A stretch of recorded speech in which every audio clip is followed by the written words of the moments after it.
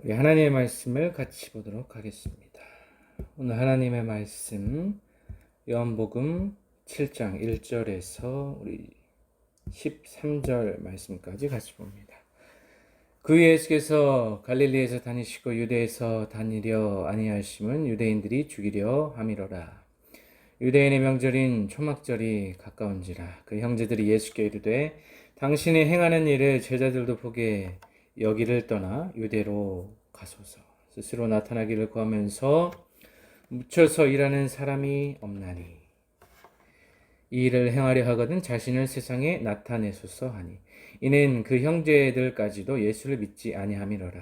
예수께서 이르시되 내 때는 아직 이르지 아니하였거니와 너희 때는 늘 준비되어 있느니라. 세상이 너희를 미워하지 아니하되 나를 미워하나니 이는 내가 세상의 일들을 악하다고 증언함이라. 너희는 명절에 올라가라. 내 때가 아직 차지 못하였으니 나는 이 명절에 아직 올라가지 아니하노라. 이 말씀을 하시고 갈릴리에 머물러 계십니다. 그 형제들이 명절에 올라간 후에 자기도 올라가시되 나타내지 않고 은밀히 가시니라. 명절 중에 유대인들이 예수를 찾으면서 그가 어디 있느냐 하고 예수에 대하여 무리 중에서 수군거림이 많아 어떤 사람은 좋은 사람이라 하며 어떤 사람은 아니라 무리를 미혹한다 하나 그러나 유대인들을 두려워하므로 드러나게 그에 대하여 말하는 자가 없더라. 아멘. 기도합니다. 하나님 아버지, 오늘도 주의 말씀 앞에 섭니다. 아버지, 한 주 동안도 주의 은혜 가운데 지켜주셨다가 주의 예배의 초소로 예배로 인도하여 주심을 감사를 드립니다. 날마다 하나님 앞에서 정결하고 거룩한 삶 살아갈 수 있도록 아버지여 우리 연약한 육신을 붙들어 주시옵시고 그 어느 곳에도 중독되거나 집중되지 아니하고 오직 예수 그리스도만 바라보며 살아가는 인생들이 될 수 있도록 아버지여 도와주시옵소서.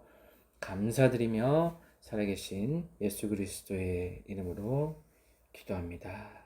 아멘. 오늘도 요한복음의 말씀으로 하나님의 은혜를 나누겠습니다. 예수 그리스도께서 이 땅에 오셔서 하신 그 말씀과 사역 그리고 그 성품 가운데서 하나님의 뜻을 우리가 발견할 수 있습니다. 하지만 각 사람마다 영적인 수준 그리고 이해할 수 있는 그 믿음의 수준이 다르기 때문에 예수 그리스도를 바라보았을 때에 그분을 단순히 사람의 아들로 요셉의 아들로 생각하는 자들이 있었고 또 랍비 중에 뛰어난 선생 중 하나로 생각하는 자들이 있었고 구약의 선지자처럼 단순히 선지자의 역할로 이 땅에 오셨다 라고 생각하는 자들이 있었고 정말 참 하나님의 아들이시다. 우리를 구원하시고 우리 삶의 주인 되시고 구세주 되신다라는 예수님의 정확한 정체성에 가까이 생각하는 자들이 있었다라는 것입니다. 그만큼 예수 그리스도께서 하신 이 메시지의 난이도가 쉽지 않았기 때문에 영적인 눈이 열리지 아니하고 성령께 인도하심을 받지 못한 자들, 눈이 어두운 자들은 예수 그리스도를 바라보지 못했다라는 것입니다. 제대로 똑바로 예수님의 신원과 정체성에 대해서 분명한 인식이 없었다라는 것입니다. 그래서 요한복음 기자는 예수님의 메시지와 사역에 따른 다양한 반응을 가감없이 드러내고 있습니다. 오늘의 본문도 마찬가지로 오늘의 본문은 예수님과 가장 연관된 사람들, 예수님의 친족들의 반응에 대해서 이제 설명하면서 그들의 반응과 우리의 반응이 유사한 면이 있다는 것을 먼저 전제를 하고 오늘의 말씀 같이 봅니다. 1절에 보면 그 후에 예수께서 갈릴리에 다니시고 유대에서 다니려 아니하심은 유대인들이 죽이려 함이라 라고 했습니다. 예수님께서 유대에 방문하시고 그분과 가족 사이의 일들을 설명하고 있습니다. 여기서 다니신다라는 것은 넓은 지역에서 움직인다라는 것을 묘사하는 일반적인 표현이라고 볼 수 있습니다. 그래서 예수님께서 갈릴리에 전반적으로 갈릴리 지역을 다니시면서 사역을 행하셨습니다.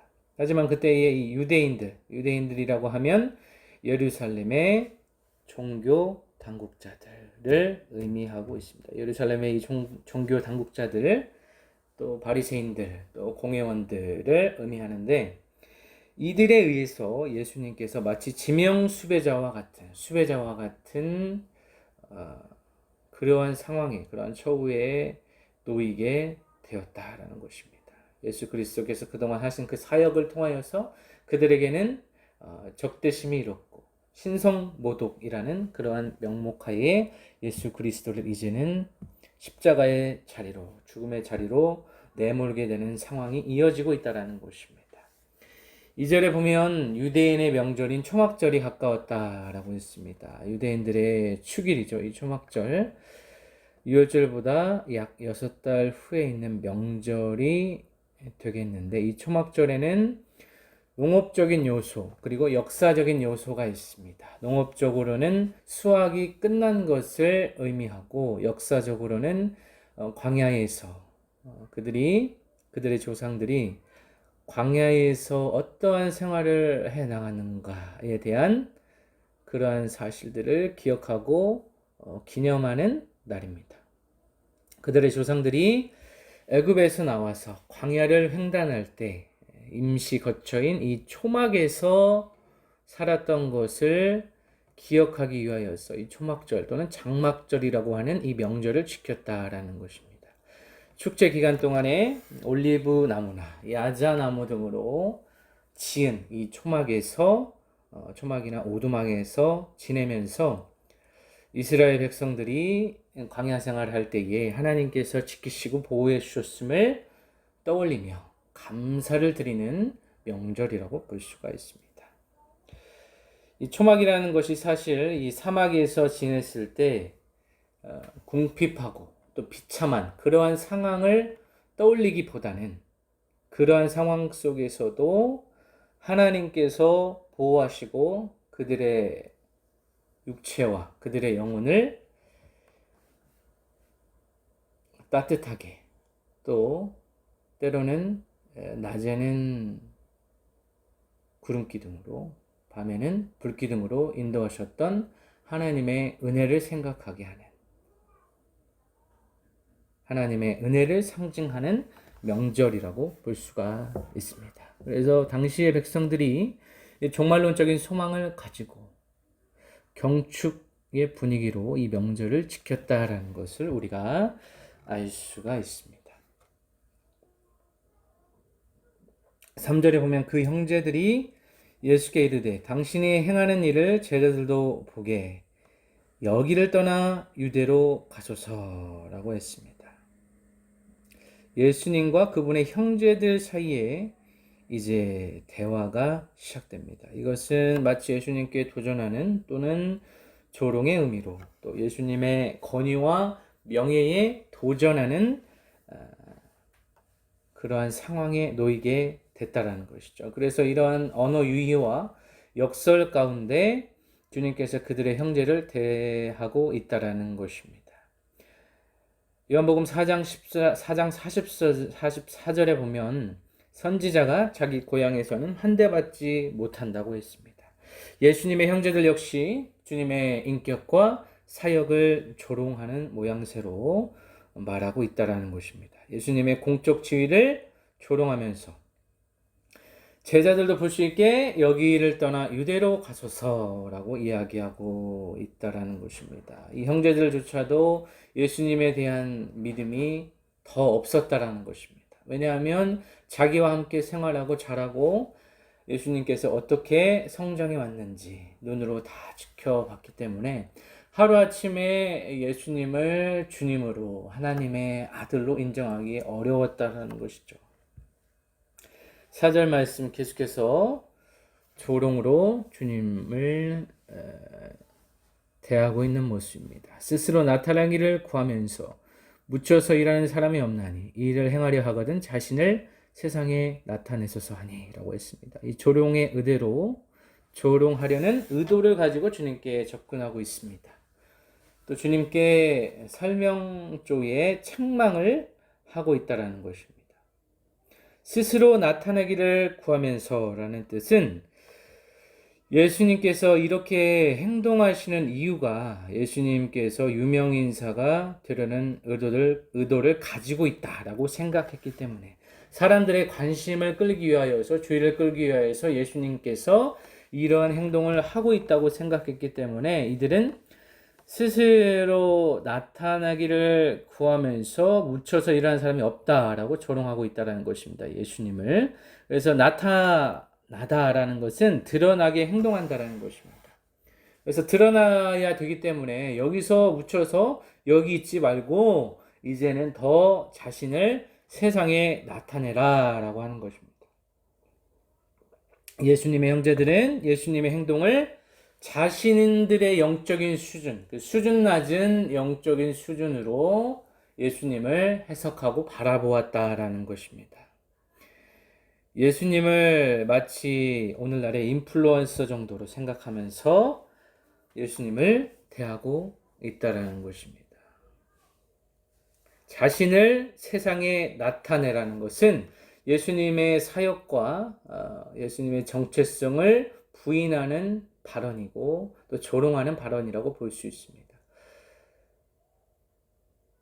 이런 가운데 5절의 말씀에서 이는 그 형제들까지도 예수를 믿지 아니한다라고 기록되어 있습니다.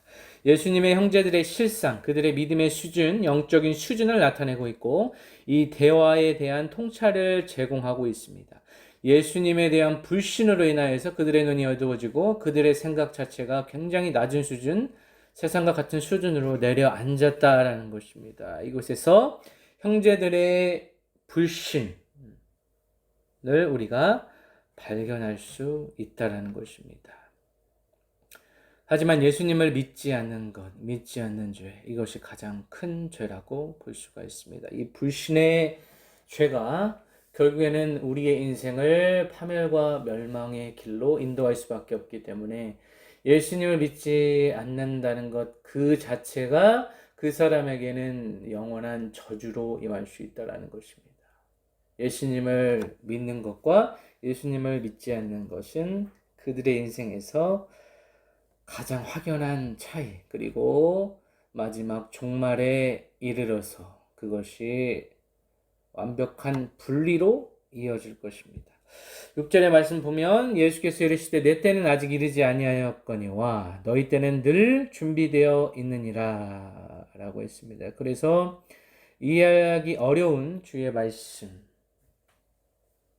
기록되어 있습니다. 이 때라는 것은 양적인 측면보다는 질적인 측면을 이제 강조하고 있습니다. 하나님의 때가 있다라는 것이죠.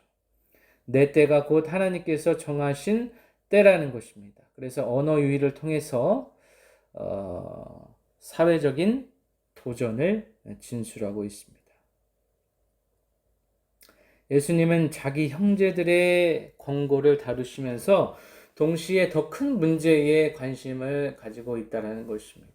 예수님의 형제는 예수님의 존재 자체를 부인하고 예수님에 대한 불신으로 인하여서 예수님을 대했지만 예수님은 그들의 발언에 대답하시면서 더 큰 주제로, 우주론적인 주제로 이끌고 계십니다. 내 때가 아직 이르지 아니었다라고 말씀하고 있습니다. 결국에는 이 예수님의 때라는 것은 결국 십자가와 부활과 또 승천, 그리고 성령을 우리에게 보내주심, 그리고 마지막 재림까지 예수님 안에서 나타난 하나님의 일 전체를 설명하고 있는 것이 바로 이 때라는 한 단어에 내포되어 있다는 것입니다. 그래서 결국 예수 그리스도께서 공개적으로 드러난다는 것은 예수님의 사명을 의미하는데, 예수님의 사명은 결과적으로 공개적인 이 공개적인 수치와 고난의 형태로 저주받을 사람이 매달릴 수밖에 없는 이 십자가의 형태로 우리에게 이제 드러나게 된다라는 것입니다. 예수 그리스도께서 이전에 어머니와 거리를 두신 것처럼 이제는 형제들과 구분하고 있습니다.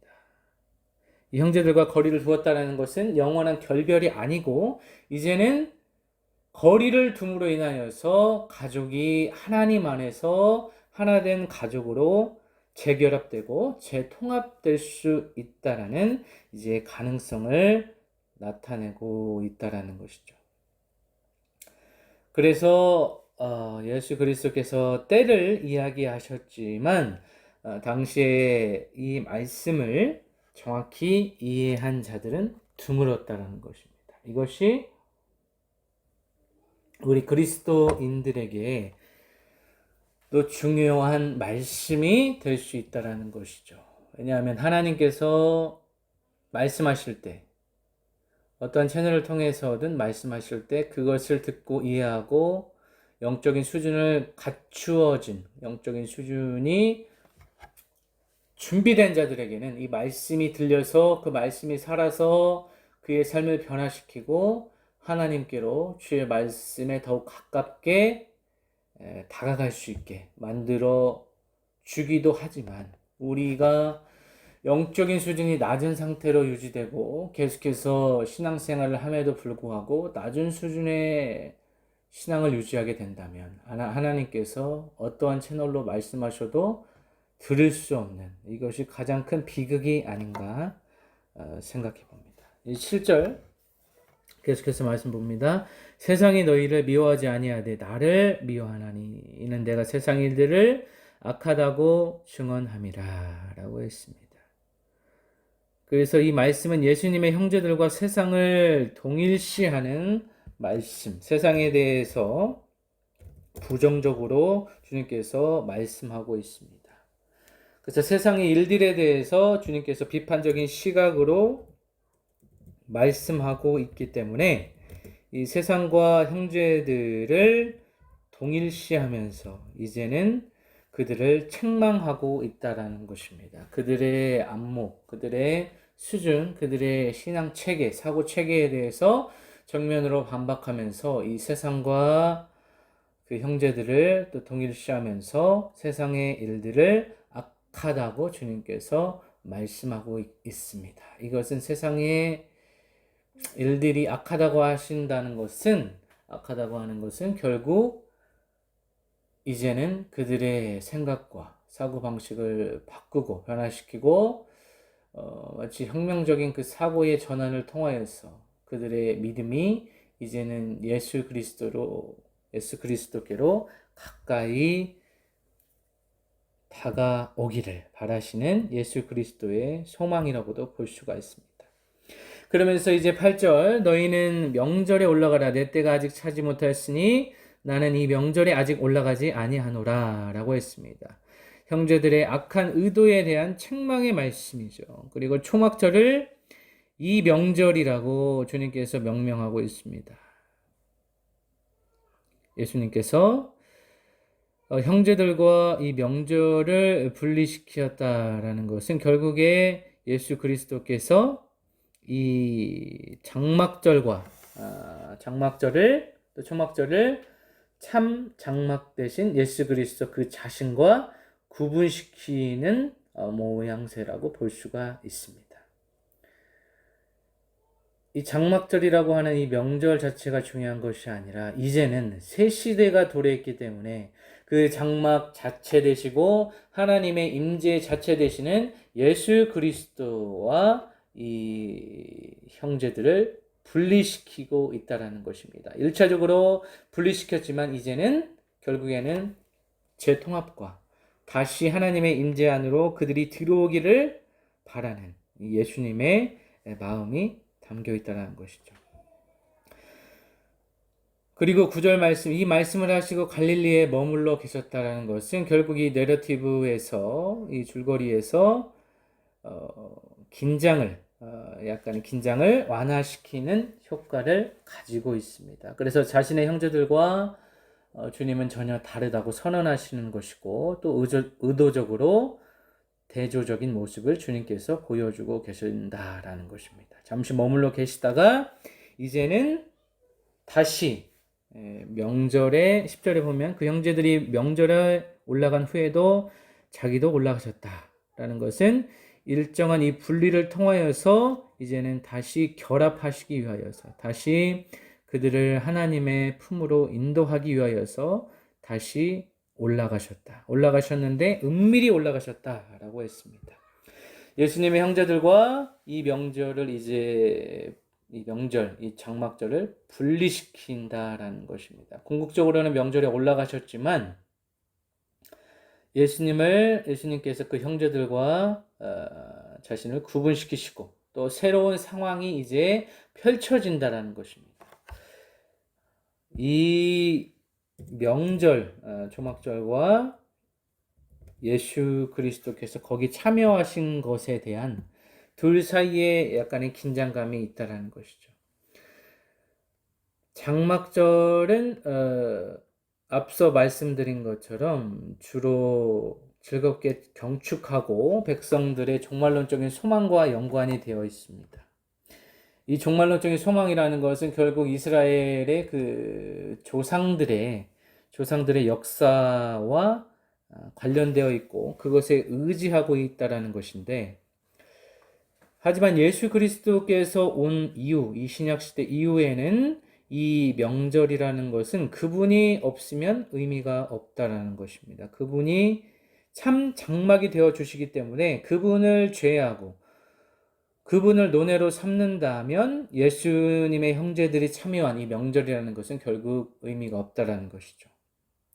예수님은 명절의 일반적인 참가자가 아니고 그 명절에 안식일의 주인 된 것처럼 예수 그리스도께서 이 장막절의 진정한 주인이 되시고 예수 그리스도 자신이 성막이 되어주시고 경축의 대상이 되어야 된다라는 것입니다. 그래서 예수 그리스도만이 종말론적인 소망을 성취할 수 있는 분이시기 때문에 그분이 없이는 이 명절도 아무런 의미가 없다라는 것입니다. 역설적으로 유대인들이 이제 하나님의 종말론적인 소망을 위하여서 그들의 소망을 위하여서 자기들의 소망을 세우고 있는 동안에 하나님은 자기 백성 한가운데 예수님이라는 장막을 치고 계신다라는 것입니다. 그들이 세운 그 명절, 기념하고 있는 그 장막 한가운데 참된 장막 대신 예수 그리스도께서 거하시고 임재하신다라는 것입니다. 그것을 이 사람들이 인식하지 못하고 있습니다. 참 장막 대신 그분이, 그 명절의 주인 대신 그분이 지금 은밀하게 계신다라는 것입니다. 예수님은 나타내지 않고 은밀히 가셨다라는 것입니다. 예수님의 형제들이 요구한 이 권위와 명예와는 반대로 이제는 이 예수님께서 일반적인 그 메시아 대망론, 정치적인 메시아, 사회를 해방시켜줄 그 유대인들의 메시아와는 전혀 다른 수치와 조롱과 고난의 그 십자가를 지셨기 때문에 사람들의 생각과 예수 그리스도, 이 하나님의 뜻과는 전혀 다른 이 대조적인 모습을 우리가 이제 계속해서 보게 될 것입니다. 11절, 명절 중에 유대인들이 예수를 찾으면서 그가 어디 있느냐 하고 라고 했습니다. 예수님께서 은밀하게 행동하셨기 때문에 유대인들이 예수님을 찾지 못하고 이제 그분이 계신 곳에 대한 질문이 이어지고 있습니다. 유대인들이라고 하면 앞서 말씀드린 것처럼 종교 당국자들, 예수님을 죽이려고 하는 자들이라는 것을 우리가 알 수 있습니다. 예수님을 찾는다라고 했을 때 이 찾다라는 것은 적대적인 수색을 의미합니다. 반감을 가지고, 적의를 가지고 예수님을 찾고 있다라는 것입니다. 그들은 주님을 기다리면서 주님을 붙잡고 싶어 합니다. 이후에 우리가 알게 될 것이지만 그들이 바로 바리새인들과 공회원들이라는 것을 우리가 알게 될 것입니다. 오늘 말씀에서 그가 어디 있느냐라고 했을 때 그라는 것은 결국 예수님을 무시하고 예수님을 경멸하는 어투라고 볼 수 있다라는 것입니다. 그래서 주님께서 이제 죽음의 길, 십자가의 길, 결국에는 이 죽음의 길이라고 묘사할 수도 있지만 죽음을 죽임으로 우리에게 생명을 주시는 생명의 길이라고도 볼 수 있다라는 것입니다. 12절 말씀, 예수에 대하여 무리 중에서 수군거림이 많아 어떤 사람들은 좋은 사람이라 하며 어떤 사람은 아니라 무리를 미혹한다 하나라고 했습니다. 예수님에 대한 관점은 무리 중에서도 이제 갈리고 있죠. 이 수군거린다는 것은 뒤에서 하는 말이라고 우리가 해석할 수 있습니다. 뒤에서 이런저런 이야기를 한다라는 것이죠. 그래서 예수님을 좋은 사람이라고 하는 자들은 이 좋은 사람이라고 했을 때 이것은 무심한 칭찬이 아니고 하나님의 선하심을 반영한다라고 볼 수 있습니다. 구약의 맥락에서 보면. 그래서 이 좋은 사람이라고 하는 것이 하나님의 성품이 반영된 것이고 또 하나님의 복과 선하심의 대행자라는 것을 암시하는 표현이 이 좋은 사람이라고 이제 표현할 수 있다라는 것입니다. 그래서 혹자는 예수 그리스도를 좋은 사람이라고 하고 어떤 사람들은 미혹한다라고 했습니다. 미혹한다라는 것은 이제 분열을 일으키면서 사람들을 꿰는 사람에 대한 비난을 이제 미혹한다라고 표현하고 있습니다. 그래서 대중의 관심은 이제 좋은 사람 또는 미혹하는 사람이라고 예수님을 두 가지 관점으로 이제 바라보고 있다라는 것이죠. 그래서 예수님에 대한 믿음이 있는 자들과 예수님을 불신하는, 형제들과 같이 예수님을 불신하는 자들이 있다라는 것입니다. 마지막 절, 그러나 유대인들을 두려워함으로 드러나게 그에 대하여 말하는 자가 없더라. 유대인들, 종교 당국자들은 막강한 권력과 파워를 가지고 있었기 때문에 아무것도 공개적으로 말하는 사람이 없었다라는 것입니다. 그래서 이들이 무리들에게 지대한 영향력을 가지고 있었고 또 요한복음 줄거리 전체에서 이제 갈등 상황으로 점점 치닫고 있는 모습을 우리가 볼 수 있습니다. 13절의 말씀은 이제 예수님에 대한 유대인들의 이 적대감이 최고조로 이르렀다라고 우리가 해석할 수가 있습니다. 말씀을 맺겠습니다. 오늘 예수님과 예수님의 형제들의 대화를 통하여서 진정한 하나님의 가족이 무엇인가에 대해서 우리가 생각해 볼 필요가 있다는 것입니다. 우리의 형제 예수 그리스도에 대해서 우리는 다시 한번 생각해 볼 필요가 있습니다. 궁극적인 가족이 무엇인가? 하나님 안에 있는 자들이 예수 그리스도를 믿고 주인과 구세주로 믿고 따르는 자들이 진정한 가족이라는 것입니다. 혈연을 넘어설 수 있는 가족이라는 것이죠. 그래서 우리가 이 땅에 혈연적으로 1차적으로는 태생적으로 묶여 있지만 그 이후에 예수님을 인격적으로 영접한 모든 자들이 하나님 안에서 진정한 가족이라는 것입니다. 그리고 오늘 이 장막절이라는 이 명절을 통하여서 장막 대신에 참된 장막 대신 예수님의 모습을 우리가 바라볼 수 있습니다. 예수님께서 우리의 종말론적인 소망이 되어주시고 예수님께서 하나님의 이 은혜로운 역사 가운데 구약의 은혜를 온전히 대체해 주셨다라는 것입니다.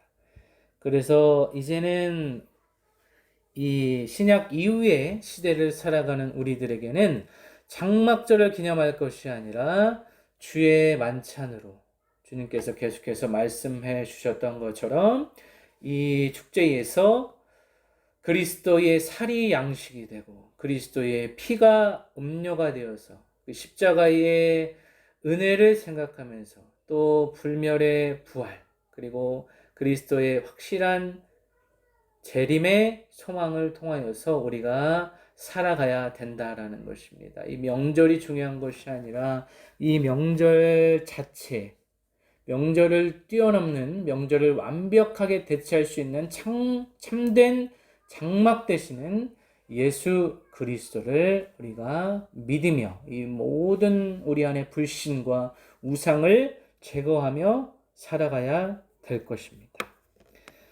그래서 그 장막 자체 되시는 이 하나님의 임재 되시는 예수님 안에서 우리는 거할 필요가 있다는 것입니다. 다른 어떤 것도 우리의 삶을 만족시켜 줄 수 없고 채워줄 수 없고 그 어떤 것도 우리의 삶을 영원한 하나님의 나라로 인도해 줄 수 없다는 것입니다.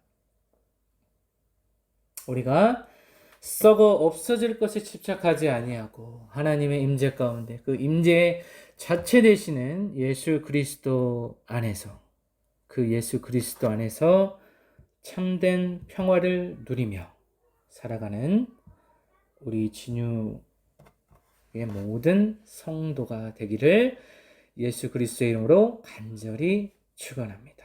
기도하겠습니다.